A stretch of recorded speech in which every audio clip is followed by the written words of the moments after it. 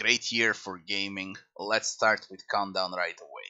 At spot number 10, we got Warhammer 40k Dawn of War. Great story, great characters, great campaign, great real-time strategy.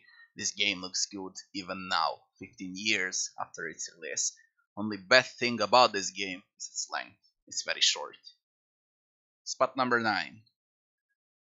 We got Syberia 2, one of the hardest adventures ever created. This is a hardcore as it gets when we talk about adventure genre. Art style and graphics are unique and I love that. Spot number 8. Rome Total War. Best real-time strategy for 2004 by far. This game is a masterpiece for all times.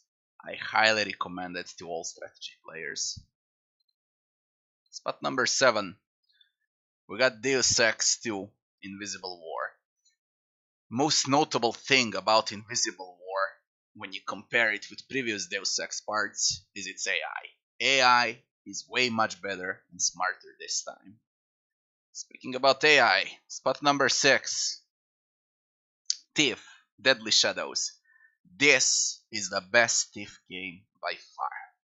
You can play it old style like in previous Thieves from first person perspective or from third person. Lightning and shadow effects are strongest part in Thief Deadly Shadows.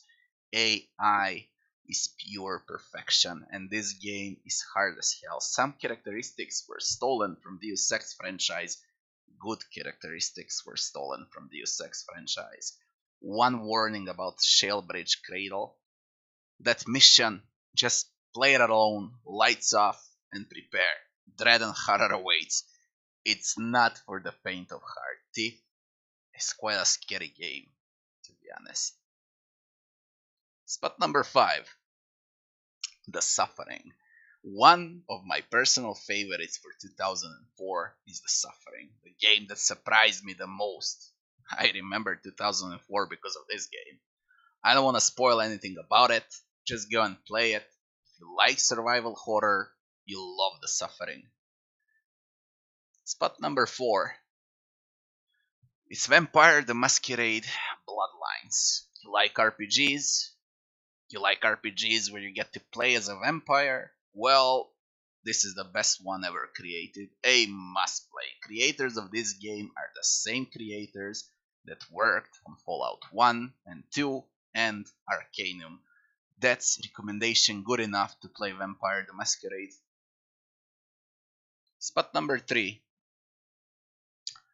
It's Need for Speed Underground 1 and 2. Underground 1 came around New Year, and Underground 2 in early December 2004, so I just placed them under the same spot on the same list. Famous for their songs, car upgrades, and a lot of speed. The best Need for Speed ever created, in my personal opinion, Underground 1 and 2. It doesn't matter what you're gonna play. Play both. Spot number 2. Half-Life 2. Half-Life 2 is one of the best games ever created according to critics, but it's not number 1 on my list, cause it's not my favorite game of 2004. What Half-Life 2 added for the first time ever is facial animations. They were great. Next thing that moved the bar in this game is its physics and amount of details. Story is great, immersion, completely superb, and it's a must-play game. Spot number 1. Legacy of Kain Defiance. Well, this is my choice for 2004. All of previous parts from Blood Omen and Soul River are finally combined into one game, Defiance. Story is finally concluded, and what a story it was. Perfect story, perfect voice acting, great combat scenes, solid puzzles, gorgeous world, epic adventure, great boss fights, epic music, and again, unfortunately, silly and stupid camera that costed Legacy of Kain Defiance to be Game of the Year in front of Half-Life 2. Legacy of Kain is one of my favorite franchises of all time, and Defiance gets spot number 1 for 2004 in my book. I had a lot of fun with it, and I hope you have it too.